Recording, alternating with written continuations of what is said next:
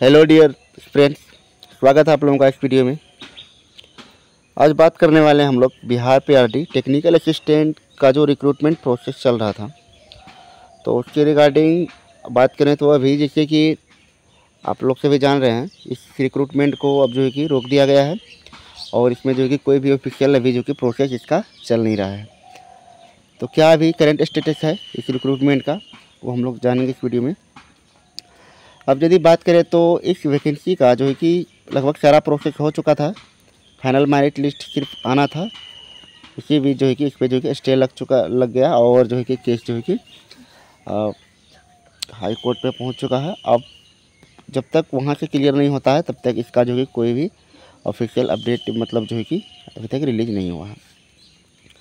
अब जैसे इसमें बात करें तो क्या ये वैकेंसी अब किस स्टेटस में है, जैसे कि ये एग्ज़ाम बेसिस होगा या फिर ये जो है कि मेरिट बेसिस ही होगा, इसी विवाद का जो है कि बात के कारण जो है कि ये केस हुआ है। अब एक पक्ष जैसे कहना चाह रहे हैं कि ये जो कि मेरिट बेसिस होना चाहिए। मेरिट बेसिस करने का कारण भी है, जैसे कि मेरिट नहीं, एग्ज़ाम बेसिस करने का कारण ये है कि जैसे कि मेरिट लिस्ट सभी डिस्ट्रिक्ट के जो आ रहे थे, प्रोविजनल मेरिट लिस्ट, तो उसमें कैंडिडेट्स का जो मार्क्स जो दिख रहे थे वो 99% तक जो है कि कैंडिडेट्स के मार्क्स दिख रहे थे। बट जो एक्चुअली कैंडिडेट्स जो इस चीज़ को फेस कर चुके हैं, जो मतलब रियल कैंडिडेट हैं, उसका मानना है कि जो है कि 90 तक जो है कि मार्क्स लाना बहुत अधिक हो जाता है, खासकर डिप्लोमा में। तो यहाँ कैंडिडेट जो है कि 99% मार्क्स, जो कि 6 सेमेस्टर का एग्ज़ाम होता है, सभी सेमेस्टर में जो कि 100/100 मार्क्स जो है कि लाना जो है कि कहीं ना कहीं मुश्किल काम ही है। तो ये सब कहीं ना कहीं एक तरह से जो है कि मतलब जो कि फर्जी की तरफ इशारा कर रहा है कि फर्जी डॉक्यूमेंट लगा के कैंडिडेट जो है कि इसमें अप्लाई किए हैं। ये जो है कि एकदम गलत तरीके से जो कि ये रिक्रूटमेंट प्रोसेस हो रहा है ना। इसमें जो कैंडिडेट सही है, जिनको जॉब मिलना चाहिए, उनके जगह पे जो है कि यहाँ पे जो है कि ऐसे कैंडिडेट्स की जो है कि अपना दावेदार बना रहे हैं, जो कि सही नहीं है। उसके बाद बहुत सारे कैंडिडेट्स ऐसे भी थे जिनके सर्टिफिकेट्स जो कि किसी ऐसे कॉलेज से, ऐसे यूनिवर्सिटी से जो है कि प्राप्त किए गए थे जो कि पीआरडी जेई के अंदर जो है कि मान्य नहीं है, जिसको जो है कि जिसकी सर्टिफिकेट की मान्यता नहीं है, वो भी कैंडिडेट इसमें अप्लाई कर चुके थे। तो फिर उन सब कैंडिडेट को फिर कैसे छांटा जाएगा, है ना।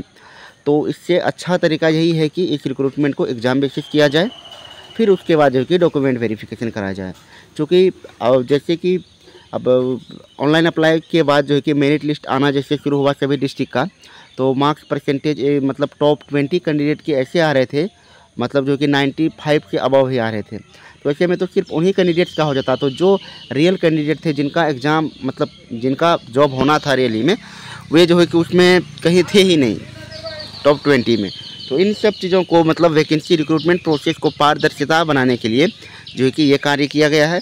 कहीं एक तरह से कहीं जो अच्छे विद्यार्थी हैं, जो पढ़ने वाले हैं, उनके तरह से अगर देखा जाए तो ये अच्छा ही हुआ है कि ये वैकेंसी जो है कि रिक्रूटमेंट जो कि अब एग्ज़ाम बेसिस हो। क्योंकि direct recruitment basis, merit basis जो हो रहा था, तो उसमें जो कि अच्छे कैंडिडेट को भी जो कि जॉब नहीं मिल रही थी, है ना। तो यही अभी ठीक है, एग्ज़ाम बेसिस ही हो जाए। तो अभी जो करंट स्टेटस, अभी जो केस का जो चल रहा है, जैसे कि आप लोग लास्ट मंथ में जो कि 25 सितंबर को जो हियरिंग हुई थी, उसके बाद फिर नेक्स्ट डेट जैसे कि 7 को दिया गया था, फिर 7 से 9 को। तो अभी तक जो है कि इसको जो है कि फॉरवर्ड कर दिया गया है। अभी जो इस पर कोई फाइनल डिसीजन नहीं आया है। फाइनल डिसीजन अब नेक्स्ट हियरिंग जो है कि इस केस का 13 को रखा गया है, 13 अक्टूबर को। आज 11 हुआ, 12-13 मतलब जो है कि 2 दिन के बाद जो कि फिर इस पर हियरिंग होना है। देखते हैं वहाँ की क्या स्टेटस, क्या इस पर जो कि कोई डिसीजन निकल के आता है। ऐसे अगर देखा जाए तो अधिकतर कैंडिडेट यही सोच रहे हैं कि एग्ज़ाम बेसिस ही हो जाए तो अच्छा होगा, या नहीं तो फिर वैकेंसी कैंसिल हो जाएगी। इस तरह से यदि अगर दोनों पक्ष ऐसे ही विवाद में रहें तो इस रिक्रूटमेंट प्रोसेस का जो है कि कुछ नहीं होने वाला है, ये अटका ही रह जाएगा। जिस तरह से रिसेंटली जैसे अभी बीटीएससी जेई का वैकेंसी जो आया हुआ है, वो लगभग 6 से 7 साल के बाद आया हुआ है। तो ऐसा क्यों हुआ? क्योंकि वो वैकेंसी भी जो है कि इसी तरह का केस में फंस चुका था, जिसकी वजह से जो कि इसमें इतना दिन का डिले हुआ। अब इस रिक्रूटमेंट प्रोसेस में भी ऐसा ना हो, तो इसका एक ही सोल्यूशन बन रहा है कि इसको एग्ज़ाम बेसिस कर दे। उसके बाद बात रही ये जॉब आपका जैसे कॉन्ट्रैक्चुअल बेसिस है, तो इसको परमानेंट करने की तो दावा करना तो कहीं ना कहीं गलत ही है, क्योंकि जो रिक्रूटमेंट जो एडवर्टाइजमेंट में पब्लिश कर दिया गया है कि ये कॉन्ट्रैक्ट बेसिस है, वो बात तो वहाँ तक सही है। चलिए कॉन्ट्रैक्ट बेसिस ही सही, बट जॉब तो मिले, तो जॉब कैसे मिलेगी जब तक ये अभी क्लियर नहीं होगा कोर्ट से, तब तक जो है कि इसका कोई प्रोसेस आगे नहीं बढ़ेगा। तो मात्र एक स्टेप बचा हुआ है कि यहाँ पे क्या करना है। यदि मेरिट बेसिस यदि इसको किया जाएगा तो सिर्फ इसका फाइनल रिजल्ट पब्लिश करना है, बाकी सब चीज़ हो चुका है। यदि इसको एग्ज़ाम बेसिस कराया जाएगा तो उसके लिए जो है कि फिर से जो है कि आपको ऑफिशियल नोटिस जो है कि आपको प्रोवाइड किया जाएगा, और एग्ज़ाम शेड्यूल होंगे, क्या इसके सिलेबस हैं, वो सारी बातें जो है कि हम लोग नेक्स्ट वीडियो में करने वाले हैं, जो कि नेक्स्ट हियरिंग जो है 13 को है। उसके बाद देखते हैं क्या डिसीजन आता है। तो जितने भी स्टूडेंट्स इस वैकेंसी के मतलब जुड़े हैं, जितने भी अप्लाई किए हैं, तो उन सब के लिए यही अभी अपडेट है कि आप रेगुलरली जो है कि अपना तैयारी को जो है कि जारी रखिए। जैसे अभी BTSC जेई में अच्छा वैकेंसी आया हुआ है, उसके बाद अदर बहुत सारे मतलब जो है कि जेई के वैकेंसी अभी जो है कि रिलीज़ हो रहे हैं। जैसे RRB जेई का भी अभी अप्लाई होने वाला है 31 अक्टूबर से। फिर जैसे SSC जेई का तो अभी चल रहा है। तो तैयारी करते रहिए, है ना, क्योंकि एक ही वैकेंसी को लेकर नहीं बैठे रहना है। अगर आप एक ही चीज़ को लेकर बैठे रहिएगा तो फिर तो जो है कि जॉब मिलना बहुत दूर हो जाएगा, है ना। तो तैयारी पैरेलली करते रहिए, और जो भी अपडेट्स आएंगे इस रिक्रूटमेंट से रिलेटेड नेक्स्ट डेट को जो है कि आपको प्रोवाइड किया जाएगा। तो मिलते हैं फिर नेक्स्ट वीडियो में। जय हिंद।